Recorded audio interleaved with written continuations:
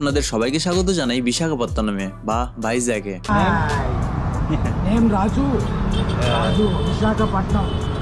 এবং আমি হেঁটে হেঁটে যাচ্ছি সামনের দিকে, কারণ সামনে রয়েছে উঁচু রাস্তা।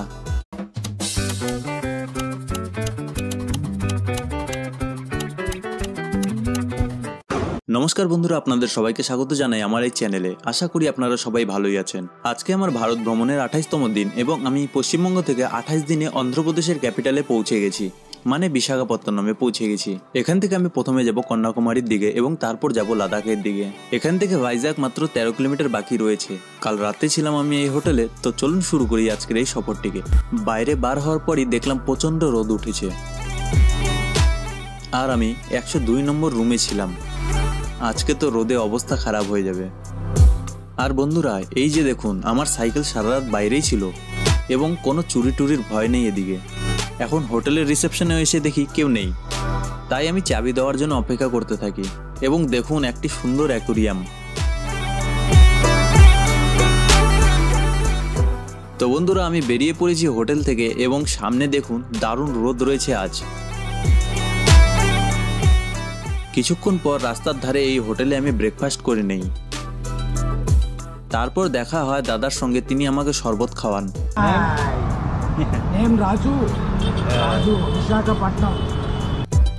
তো এই রোদের মধ্যে শরবত খেয়ে মজাই এসে গেল। তো বন্ধুরা, আপনাদের সবাইকে স্বাগত জানাই বিশাখাপত্তনমে বা ভাইজ্যাগে। তো এই শহরের মাঝখানে সাইকেল চালাতে খুব অসুবিধা হচ্ছে, কারণ একটু পরপর রেড লাইট আসছে এবং জাম টাম দেখা দিচ্ছে। তো অন্ধ্রপ্রদেশের বিশাখাপত্তনম বিখ্যাত বিচের জন্য। অনেক সামুদ্রিক বিচ রয়েছে এখানটায়।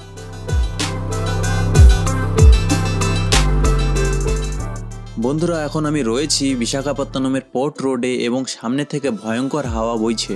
এই রোদে সাইকেলও চালাতে ইচ্ছা করছে না, খিদেও লেগে গেছে এবং জল তৃষ্ণাও প্রচুর পাচ্ছে। মনে হচ্ছে একটু গাছের ছায়ার নিচে বসে বিশ্রাম নেই, কিন্তু দেখতে পাচ্ছেন রাস্তার এই পাশে কোনো ছায়া জায়গা নেই। ওই পাশে ছায়া জায়গা আছে, কিন্তু ওই পাশে গেলে একটু রিস্ক হয়ে যাবে। সকাল থেকে এখন অবধি 25 কিলোমিটার সাইকেল চালিয়েও ফেললাম।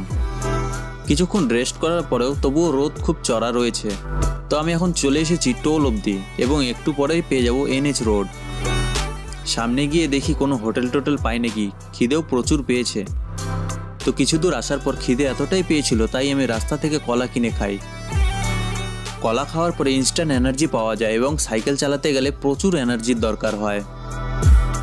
আর কিছুক্ষণ পরে আমি পেয়ে যাব NH রোড। শহরে সাইকেল চালাতে খুবই কষ্ট হচ্ছে, তার তুলনায় NH রোডে এতটা কষ্ট হয় না। তো এখানটায় আসার পর রাস্তার পাশে রয়েছে সারি সারি গাছ। এই রোদের মধ্যে গাছ কতটা দরকারি আপনারাও দেখতে পাচ্ছেন। তাই পারলে বেশি থেকে বেশি গাছ লাগান, কারণ আমি ওই রোডে যখন ছিলাম সাইকেল নিয়ে আসছিলাম তখন রোদে অবস্থা খারাপ হয়ে যাচ্ছিল এবং এই রোডে গাছ লাগানোর জন্যই খুব ভালো লাগছে সাইকেল চালাতে। তো এখন খাবার খাওয়ার জন্য এসে গেছি একটি রোডের পাশে হোটেলে। मेगा स्टार बन जाए, लेकिन जो लड़का, जो आदमी, जो लड़की, जो औरत अगर अपना लाइफ में एक बार एडवेंचरशिप नहीं किया हो, पूरा लाइफ बर्बाद। খাবার খাওয়ার পর রোডে বার হওয়া মাত্র দেখি রোডে ভয়ঙ্কর ট্রাফিক জ্যাম লেগে গেছে, কিন্তু আমার এই সাইকেলের সঙ্গে জ্যাম কোনো ব্যাপার না।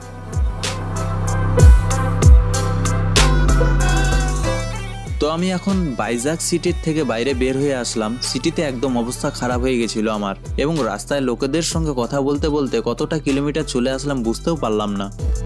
আবার দেখা হলো কিছু লোকের সঙ্গে।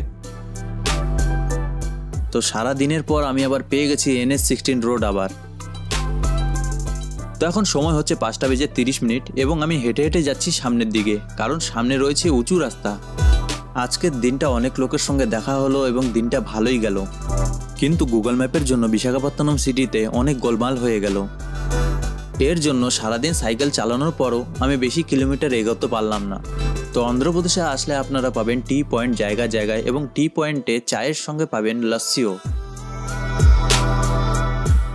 দিনের বেলায় রোদে গরমে অস্থির হয়ে গেছিলাম, এখন রাতের এই ওয়েদারটা ভালো লাগছে। তা এখন রাত 7টা বেজে গেছে, আমি এখন পৌঁছে গেছি আনাকাপল্লিতে। চলুন দেখি আজকে রাতের আশ্রয় খোঁজা যাক।